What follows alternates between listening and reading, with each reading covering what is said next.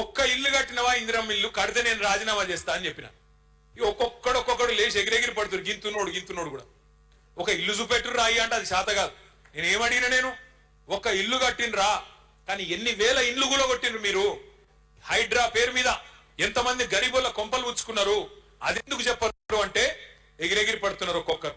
నేను అడుగుతా ఉన్నా మిమ్మల్ని అందరినీ, కేసీఆర్ గారు ఉన్నప్పుడు హైదరాబాద్ మహానగరంలో ఒకటి కాదు, రెండు కాదు, 2.5 లక్షల మంది పేదలకు జీవో నంబర్ 58 కింద 59 కింద గరీబులకు పట్టాలు ఇచ్చినాం. తెలుసో తెలియకో గవర్నమెంట్ జాగాలో ఇల్లు కట్టుకుంటే 2.5 లక్షల మందికి పట్టాలు ఇచ్చిండు కేసీఆర్. నీ ముఖానికి నువ్వు ఒక్కలకి ఇచ్చినావా పట్టా? ఒక్క పట్టా ఇచ్చినవా? ఒక్క ఇల్లు కట్టినవా? ఒక్క ఇటుక పెట్టినవా హైదరాబాద్ లో? ఇలా మాట్లాడడానికన్నా సిగ్గుండాలి. ఏమనంటే జేబుల రిబ్బన్లు కట్ చేసేందుకు ఒక కత్తెర పెట్టుకొని తిరుగుతున్నాడు. మనం కట్టిన ఫ్లైఓవర్లు అక్కడ కట్ చేయాలి, మనం కట్టిన బిల్డింగ్లకు కట్ చేయాలి, మనం కట్టిన డబుల్ బెడ్రూమ్లకు 3 రంగులు ఉయ్యాలి, నేనే కట్టిన డైలాగులు కొట్టాలి, మనం ఇచ్చిన ఉద్యోగాలకు ఈయన పోయి కాయిదాలు ఇవ్వాలి. అంత తప్ప నువ్వు చేసిందేందా? ఏమన్నా మాట్లాడినావనుకో గట్టిగా, వెనకటికి ఎవడో అన్నాడట, ముఖం బాగా లేకపోతే అద్దం బల్ల కొట్టుకుంటాడు. ముఖం బాగాలేక అద్దం బల్ల కొట్టిండంట. అరే నీకు పరిపాలన చేత అయితే లేదు, నువ్వు చెప్పిన హామీలు అమలు చేయరా నాయన అంటే అప్పుల పాలు చేసిపోయాడు కేసీఆర్. అప్పులైపోయింది, మొత్తం దివాలా తీసింది, ఐపీ పెట్టిన అని మాట్లాడతాడు. నేను అడుగుతా ఉన్నా రేవంత్ రెడ్డిని, సరే నువ్వు అన్నది నిజమే అనుకుందాం ఒక నిమిషానికి. కేసీఆర్ అప్పులు చేసిండు అంటున్నావు. ఏం చేసిండు కేసీఆర్ గారు అప్పులు చేసి? కేసీఆర్ గారు అప్పు చేసి 1,00,000 డబల్ బెడ్రూమ్ ఇల్లు కట్టిండు హైదరాబాద్ లో. కేసీఆర్ గారు అప్పు చేసిండు. అప్పు చేసి ఏం చేసిండు? రైతుల ఖాతాల్లో 73,000 కోట్ల రూపాయలు వేసిండు కేసీఆర్ రైతు బంధు రూపంలో. కేసీఆర్ అప్పు చేసిండు, 2 సార్లు రుణమాఫీ చేసిండు, 30,000 కోట్లు రైతుల ఖాతాల్లో వేసిండు. కేసీఆర్ అప్పు చేసిండు భయ్. 1,00,000 కోట్లు ఖర్చు పెట్టి, 1 కాదు 2 కాదు, 1,00,000 కోట్లు ఖర్చు పెట్టి కేసీఆర్ గారు విద్యుత్ వ్యవస్థ మొత్తం చక్కగా చేసిండు. అందుకే 24 గంటల కరెంటు నువ్వు 65 ఏళ్లలో ఇయ్యలేని దాన్ని ఒక 6 నెలలనే చేసి చూపెట్టిండు కేసీఆర్. కేసీఆర్ అప్పు చేసిండు, ఇంటింటికి నల్లా పెట్టి నీళ్లు ఇచ్చిండు. హైదరాబాద్ లో 20,000 లీటర్లు ఉచితంగా ఇచ్చిండు. ఎస్, కేసీఆర్ అప్పు చేసిండు. మీ కాంగ్రెస్ గవర్నమెంట్ లో 5 మెడికల్ కాలేజీలు లేకుండా తెలంగాణలో కేసీఆర్ అప్పు చేసి 33 మెడికల్ కాలేజీలు కట్టి ఎస్సీ, ఎస్టీ, బీసీ, మైనారిటీ పిల్లలకు డాక్టర్ అయ్యే అవకాశం కల్పించిండు. కేసీఆర్ అప్పు చేసిండు, 33 నర్సింగ్ కాలేజీలు కట్టిండు. కేసీఆర్ అప్పు చేసిండు, కాళేశ్వరం ప్రాజెక్టు కట్టిండు, 45 లక్షల ఎకరాలకు నీళ్లు ఇచ్చిండు. పంజాబ్ ను, హర్యానాను దాటిపోయి తెలంగాణ ఇవాళ దేశానికి భూ పెట్టే స్థాయికి వచ్చిందంటే కేసీఆర్ నచ్చింది కాబట్టి ప్రాజెక్టు. కేసీఆర్ అప్పు చేసిండు, 45,000 చెరువులు బాగు చేసిండు మిషన్ కాకతీయాల. కేసీఆర్ అప్పు చేసిండు, 15 లక్షల మంది ఆడపిల్లల పెళ్లిళ్ళు చేసిండు. కేసీఆర్ అప్పు చేసిండు, 15 లక్షల మంది ఆడ కూతురులకు కేసీఆర్ కిట్లు ఇచ్చిండు. కేసీఆర్ అప్పు చేసిండు, 200 పెన్షన్ 2,000 చేసిండు. నేను అడుగుతున్నా రేవంత్ రెడ్డి, నువ్వు వచ్చి 2.5 ఏళ్ళ 4 లక్షల కోట్ల అప్పు చేసినావు. ఎవరికి ఇచ్చినవా పైసలు? ఏ రైతుకి ఇచ్చినావు? ఏ గరీబోనికి ఇచ్చినావు? ఎక్కడ ఇల్లు కట్టినావు? ఏం చేసినావు? మహిళలకు 2,500 ఇస్తాన్నావు, ఇచ్చినవా? ముసలులకు 4,000 పెన్షన్లు ఇస్తాన్నావు, ఇచ్చినవా? పిల్లగాళ్ళకు 2 లక్షల ఉద్యోగాలు ఇస్తాన్నావు, ఇచ్చినవా? 4,000 నిరుద్యోగ భృతి ఇస్తా అన్నాడు, ఇచ్చిండా? స్కూటీలు ఇస్తా అన్నాడు, ఇచ్చిండా? స్కూటీలు లేవు, లూటీ మాత్రం జోర్దార్ నడుస్తున్నది. రైతు బంధు లేదు, రాహుల్ బంధు మాత్రం మంచిగా నడుస్తున్నది. రాహుల్ ఖాతాలో మాత్రం టింగు టింగు అని పడుతున్నాయి, ఇక్కడ రైతుల ఖాతాల్లో మాత్రం ఏది లేదు. యూరియా ఇచ్చే ముఖం లేదు, యూరియా ఇచ్చే తెలివి లేదు ఈ సన్నాసికి. ఈయనంట రైతు డిస్కౌంట్ పెడతారంట. రైతుకు కరెంట్ ఇచ్చే తెలివి లేదు, యూరియా ఇచ్చే తెలివి లేదు, రైతు బంద్ వేసే ముఖం లేదు, రైతు కనీసం పండించిన పంట కొనే తెలివి కూడా లేదు నీకు. నువ్వంట రైతు డిస్కౌంట్ పెడతా అంటే ఎవడు నమ్ముతాడు స్వామి నిన్ను? రేవంత్ రెడ్డి మాటలు ఎట్లున్నాయంటే రైతుల గురించి, నేతి బీరకాయలో నెయ్యి ఎంత ఉంటుందో రేవంత్ రెడ్డికి రైతుల మీద గంతే ప్రేమ ఉన్నది. మైసూర్ పాకులో మైసూర్ ఎంత ఉంటుందో రేవంత్ రెడ్డి రైతు డిస్కమ్ లో రైతు గంతే ఉన్నాడు. అది రైతు డిస్కమ్ కాదు, రైతు మెడకు ఉరిబెట్టే డిస్కాము, రైతును సంపేసే డిస్కామ్ తప్ప ఇంకొకటి కానే కాదు. ఇక్కడ ఉన్న మీరు కూడా చాలా మంది రైతు బిడ్డలే ఉంటారు. అందుకే చెప్తున్నా, మీరు పట్నపోళ్ళు అయినా మీకు కూడా రైతులతో అంటూ సొంటూ ఉంటది. అందుకే చెప్తా ఉన్నా. ఇంకొక మాట కూడా నేను మీకు విజ్ఞప్తి చేస్తా ఉన్నా. సరే, రాజకీయం కైలాసం ఆటోస్ ఉంటుంది. అప్పుడప్పుడు మనం ఎంత మంచిగా పనిచేసినా పెద్ద పాము మింగేస్తుంది. పెద్ద పాము మింగితే ఏమవుతుంది? మళ్ళీ మొదటికెళ్ళి మొదలు పెట్టాలి. ఆడినా లేదా మీరు? కైలాసం ఆట ఎప్పుడన్నా ఆడిరా లేదా? ఆడిరా గట్ల అప్పుడప్పుడు అవుతుంది. మీరు హైదరాబాద్ వాళ్ళు మంచిగానే ఓటేసారు, కానీ ఊర్లల్లో పాపం నమ్మిన పాపానికి ఇలా వాళ్ళే బాధపడుతున్నారు. అందరికంటే ఎక్కువ వడ్లు కొనేటోడు లేడు, మక్కలు కొనేటోడు లేడు, సంచులు ఇచ్చేటోడు లేడు. వీళ్ళకు ధాన్యం సంచుల మీద లేదు, ఢిల్లీకి పంపే ధనం సంచుల మీద మాత్రం బాగా మోజున్నది రేవంత్ రెడ్డి గారికి. ఆడికి మాత్రం మంచిగా పోతున్నాయి సంచులు, ఇక్కడ మాత్రం సంచులు లేవు. అందుకే నేను అనేది, ఇట్లాంటి దుర్మార్గమైన ప్రభుత్వాన్ని ఇవాళ దేశం మొత్తం కాంగ్రెస్ పార్టీని వదిలించుకున్నారు. ఈ దరిద్రం మాకు వద్దని, కానీ మనోళ్ళు నెత్తి మీద రుద్దుకున్నారు. దానికి ఇలా బాధపడే పరిస్థితి వచ్చింది.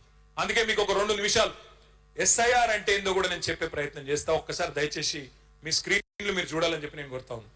ఎస్ఐఆర్ అంటే special intensive revision. Special intensive revision అంటే ఏంది, దీనికి ప్రత్యేకత ఏంది, దీని అవసరం ఏంది, ఎందుకు చేస్తున్నారు, మీకు ఒక నిమిషం మీరు అర్థం చేసుకోవాలి. భారతదేశానికి స్వాతంత్రం 1947లో వచ్చింది. 48లో మనకు తెలంగాణ రాష్ట్రానికి, హైదరాబాద్ రాష్ట్రానికి 1 సంవత్సరం తర్వాత మనకు స్వాతంత్రం వచ్చింది. 48 నుంచి 51 మధ్యలో పెద్దలు మహానుభావులు, భారతరత్న దార్శనికుడు డాక్టర్ బాబాసాహెబ్ అంబేద్కర్ గారి నాయకత్వంలో ఆనాడు రాజ్యాంగాన్ని రాయమని చెప్పి ఒక కమిటీ వేసుకున్నారు. కమిటీ వేసుకుంటే బాబాసాహెబ్ అంబేద్కర్ గారు ఆ రోజు ఒక గొప్ప నిర్ణయం తీసుకున్నారు. ప్రపంచంలో ఏది ఎట్లా ఉన్నా, ఎవరైనా ధనికుడైనా, బాగా డబ్బులున్నోడైనా, లేదా అస్సలు డబ్బులు లేని పేదవాడైనా, భారతదేశంలో ఒక మనిషికి ఒకటే ఓటు హక్కు ఉండాలి. నువ్వు అంబానీ కావచ్చు, లేదా నిరుపేదవు కావచ్చు, కానీ నీకైనా అంబానీకైనా ఒకటే ఓటు హక్కు ఉండాలని చెప్పి నిర్ణయం తీసుకొని ప్రతి మనిషికి ఇచ్చే ఓటు విలువ ఒకటే ఉంటది అని నిర్ణయం తీసుకున్నారు. దాని ఆధారంగానే తర్వాత 1951, 52లో మొట్టమొదటిసారి ఎన్నికలు జరిగినాయి. అక్కడి నుంచి ఈ రోజు దాకా 2026 దాకా ఇప్పటి వరకు భారతదేశంలో 13 సార్లు ఎస్ఐఆర్ జరిగింది. 13 సార్లు. ఇదేం కొత్తది కాదు. ఎస్ఐఆర్ అంటే ఏం లేదు, పెద్ద కన్ఫ్యూజ్ అయ్యేది కూడా ఏం లేదు. కేవలం ఓటర్ లిస్ట్ ను జల్లెడబట్టే కార్యక్రమం. అది ఏంటిది అనేది మీకు ఎక్స్ప్లెయిన్ చేసే ప్రయత్నం చేస్తా. Next slide. ఎస్ఐఆర్ అంటే కొత్త ఓట్లు చేర్చుడు. కొత్త ఓట్లు 18 ఏళ్ళు నిండిన వాళ్ళు ఎవరైనా ఉంటే వాళ్ళ ఓట్లు చేర్పించుడు. అట్లాగే ఎవరైనా చచ్చిపోతే వాళ్ళ ఓటు తీసేసుడు.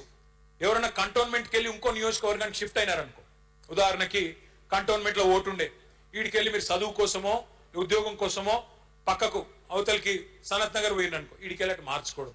లేదా ఎవరైనా సనత్ నగర్కి వెళ్ళి యువతలకు వచ్చిరనుకో మీ దగ్గరికి, ఇక్కడ రాయించుకోవడం. ఇదివరకు ఎట్లుండే అంటే మనకి ఒక్కొక్కరికి, మీకు తెలుసు నాకు తెలుసు, డూప్లికేట్ ఓట్లు ఉండే. ఒక ఓటు ఇక్కడ, ఒకటి ఊళ్ళే, ఒకటి ఇక్కడ, ఒకటి పక్క నియోజకవర్గంలో అట్లా ఉండే. ఎస్ఐఆర్ తర్వాత ఏమైతుందంటే అవన్నీ పోతాయి. కేవలం ఒక మనిషికి ఒకటే ఓటు మిగిలేటట్టు చేసుకోవాల్సిన అవసరం ఉంటుంది. అయితే అది కొద్దిగా జాగ్రత్తగా చేయాలి. ఎందుకంటే చివరిసారి ఎప్పుడు జరిగింది ఎస్ఐఆర్ అంటే 2002వ సంవత్సరంలో జరిగింది, 2002. అప్పుడు ఉమ్మడి ఆంధ్రప్రదేశ్ ఉండే, ఇప్పుడు తెలంగాణలో ఉన్నాం. అప్పుడు కంటోన్మెంట్ నియోజకవర్గం వేరే ఉండే, ఇప్పుడు వేరే ఉన్నది, కొంత మారింది అప్పటికిప్పటికి. కాబట్టి ఇప్పుడు అధికారులు ఏం చేస్తారంటే బూత్ లెవెల్ ఆఫీసర్ అని ఉంటారు, బిఎల్ఓ అంటే ఎవరు, అంగన్వాడీ టీచర్లు, అట్లాగే మున్సిపల్ అధికారులు, మీ కంటోన్మెంట్ అధికారులు ఉంటారు. వాళ్ళు ఏం చేస్తారంటే ఆ 2002 లిస్ట్, ఓటర్ లిస్ట్ ఏదైతే ఉన్నదో అది ఇప్పుడు లేటెస్ట్ ఓటర్ లిస్ట్ 2025 ఏదైతే ఉన్నదో రెండింటిని పోల్చుకొని చూస్తారు. ఉదాహరణకి ఆ రోజు మీకు అప్పుడు 24 ఏళ్ల కిందట మీకు పిల్లలు లేరు, ఇప్పుడు పిల్లలు పుట్టినరు, వాళ్ళు 18 ఏళ్ళు దాటినరు. వాళ్ళని కంపల్సరీ మీతో మ్యాపింగ్ చేయాలి, ఫ్యామిలీ మ్యాపింగ్ లో మ్యాపింగ్ చేయాలి. ఆ రోజు మా అబ్బాయి లేడు, ఇగో ఈ రోజు ఉన్నాడు, మా పాప పేరు ఇది, మా బాబు పేరు ఇది, ఇద్దరికి 18 ఏళ్ళు నిండినాయి, వాళ్ళని రాసుకోండి అని చెప్పి ఒక ఎన్యూమరేషన్ ఫార్మ్ అని ఉంటుంది. ఆ ఎన్యూమరేషన్ ఫామ్ నింపాలి. అట్లాగే మనకి రెండోది ఏం జరుగుతుంది అంటే ఎవరైనా చనిపోతే ఆ రోజు 2002లో ఉన్న వాళ్ళు ఇప్పుడు లేని వాళ్ళు ఉన్నారనుకో, వాళ్ళది తీసేయాల్సి ఉంటుంది. అట్లాగే ఎవరైనా ఓటర్ షిఫ్టింగ్ ఉంటే అది కూడా తీసేయాల్సి ఉంటుంది. ఇది మొత్తం అయినాక ఒక నెల రోజుల పాటు జరుగుతుంది. మొత్తం అయినాక వాళ్ళు ఫస్ట్ ఒక డ్రాఫ్ట్ ఓటర్ లిస్ట్ అంటే ఒక ముసాయిదా వాళ్ళు పబ్లిష్ చేస్తారు. చేసినాక ఒక నెల రోజులు అందులో ఏమైనా తప్పులు ఉన్నాయా, కరెక్ట్ గానే ఉందా, మీకు ఏమైనా అబ్జెక్షన్ ఉందా చెప్పనీకి ఒక నెల రోజులు టైం ఉంటుంది. ఆ నెల రోజుల తర్వాత ఫైనల్ ఓటర్ లిస్టు అక్టోబర్ 1 నాడు మరి మీకు పబ్లిష్ చేయడం జరుగుతుంది. ఇది చాలా చాలా ఇంపార్టెంట్. ఎందుకంటే రేపటి రోజున బోర్డు ఎలక్షన్ జరిగినా ఇదే ఓటర్ లిస్టు, రేపటి రోజున అసెంబ్లీ ఎలక్షన్ జరిగినా ఇదే ఓటర్ లిస్టు, రేపటి రోజున పార్లమెంట్ ఎలక్షన్ జరిగినా ఇదే ఓటర్ లిస్టు. అలగలగ ఓటర్ లిస్టులు ఉన్నాయి, ఒకటే ఓటర్ లిస్టు మిగులుతుంది. ఆఖరికి అంతా జల్లెడ పట్టిన తర్వాత ఒకటే ఓటర్ లిస్టు. ఇది చాలా చాలా ఇంపార్టెంట్. 35,000 మంది మీకు బోర్డు ఎలక్షన్ లో ఓటేసే అధికారం లేకుండా పోయింది. ఎందుకు? డిఫెన్స్ ల్యాండ్స్ లో మీరు ఉన్నారు కాబట్టి. కానీ వాళ్ళందరికీ మనమే కొట్లాడాలి. బీఆర్ఎస్ తరఫున ఖచ్చితంగా వాళ్ళకు ఓటిప్పించే బాధ్యత మీరే తీసుకోవాలి ఎస్ఐఆర్లు అని చెప్పి కూడా నేను బూత్ లెవెల్ ఏజెంట్లుగా ఉన్న మా సోదరులని సోదరిమని నేను కోరుతాను. ఒకవేళ అధికారులు వినకపోతే మేము దాన్ని తీసుకొని చీఫ్ ఎలక్షన్ కమిషనర్ దగ్గర పోతాం, ఢిల్లీ పోతాం. ఆ 35,000 మందికి ఖచ్చితంగా ఓటు బోర్డు ఎన్నికలైనా, శాసనసభ ఎన్నికలైనా, పార్లమెంట్ ఎన్నికలైనా వారందరికీ ఒకటే తీరుగా ఓటు వేసే అధికారం ఉండే విధంగా చూసుకోవాల్సిన బాధ్యత మన మీద ఉంటది. ఇప్పుడే నాకు బోర్డు మెంబర్లు చెప్తా ఉన్నారు, మహేష్ రెడ్డి గారు, మా పాండన్న, లోకనాథం అన్న, నళిని, అనితమ్మ, శ్యాము చెప్తున్నారు ఏమని, అన్న ఎలక్షన్ జరగకనే 11 ఏళ్ళ అని చెప్తున్నారు. వాస్తవమే, 11 ఏళ్ళ. కానీ ఎప్పుడో ఒకప్పుడు పెట్టక తప్పదాలు భయపడుతున్నారు. పెడితే మళ్ళా గులాబీ జెండానే ఎగురుతుంది, పక్క మళ్ళీ వీళ్ళే గెలుస్తారు, మళ్ళా మా మూతి మీద అన్నట్టు అవుతుంది అని చెప్పి ఇక బీజేపీ వాళ్ళు ఎవరిలో పెట్టుకొని టైం పాస్ చేసుకుంటా ఉన్నారు. కానీ పక్కా ఎలక్షన్ ఎప్పుడు జరిగినా తయారు ఉండాలి. ఎందుకంటే ఒక సామెత ఉన్నది ఆంగ్లంలో, నేను తెలుగులో కూడా చెప్తాను. ఆంగ్లంలో ఏం సామెత ఉందంటే, the more you sweat during piece the less you bleed in war. మళ్ళొకసారి నేను చెప్తాను, the more you sweat in peace the less you bleed in war. అంటే శాంతి సమయంలో ఒక సైనికుడు శాంతియుతమైన టైంలో ఎంత చెమట చిందిస్తే, ఎంత ఎక్కువ కష్టపడితే, ఎంత ఎక్కువ తయారైతే యుద్ధంలో అంత తక్కువ రక్తం గారుతుంది. ఏం అంటే ఇప్పుడు మన గులాబీ కండువా కప్పుకున్న సైనికులు, కార్యకర్తలు మనం చేయాల్సింది ఏంటంటే, ఇప్పుడు కరెక్ట్ గా పని చేసుకుంటే ఎన్నికల సమయంలో హైరాణ పడే బాధ్యత, ఆ రోజు హైరాణ పడే అవసరం తగ్గుతుంది.